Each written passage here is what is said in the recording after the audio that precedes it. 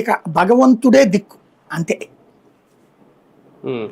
కానీ సార్ ఒక్కసారి ఈ టాపిక్ లో సజ్జల రామకృష్ణారెడ్డి గారు అగ్నికి ఆజ్యం పోసారా ఆయన చేసిన వ్యాఖ్యలు? ఖచ్చితంగా ఆయన మాట్లాడాల్సింది ఇలాంటి ఉద్యమాలేంటి, సాక్షి కార్యాలయం మీద దాడులేంటి అన్నటువంటి వరకు కన్ఫైన్ అవ్వాలి. మధ్యలో వీళ్ళ మీద వ్యాఖ్యలు అనవసరం. ఆయన చేసింది అది అనవసరమైన వ్యాఖ్యలు, దాన్ని ఇంకొంచెం రెచ్చగొట్టినట్టే ఉంటది.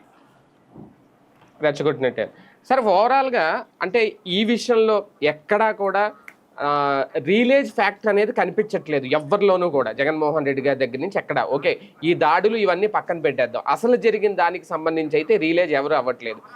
అమరావతి ప్రాంతం మీద లేదంటే ఆ రాజధాని ప్రాంతం మీద ఇంకా మా ద్వేషం ఇలాగే ఉంది అని ఒక సంకేతం వెళ్ళట్లేదు. ఒకటేనండి, ఎవరి వాదన మార్చుకుంటారు, ఎవరు మార్చుకున్నారు చెప్పండి? విశాఖపట్నాన్ని గురించి దారుణాతి దారుణమైన వ్యాఖ్యలు ఇంతకుముందు చేయలేదా?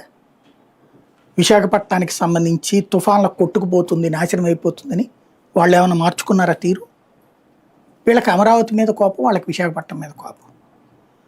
వీళ్ళు అమరావతి మీద వేరేగా ప్రేమ చూపెడతారు, విశాఖపట్నం మీద వాళ్ళు ఏదో ప్రేమగా చూపెడుతుంటారు. కాబట్టి ఎవడూ ఒక రాజకీయ పార్టీ తన వైఖరి మార్చుకుని పశ్చాత్తాపాన్ని ఎప్పుడూ వ్యక్తం చేయదు. ఇది గుర్తుపెట్టుకోవాల్సిన అంశం మనం.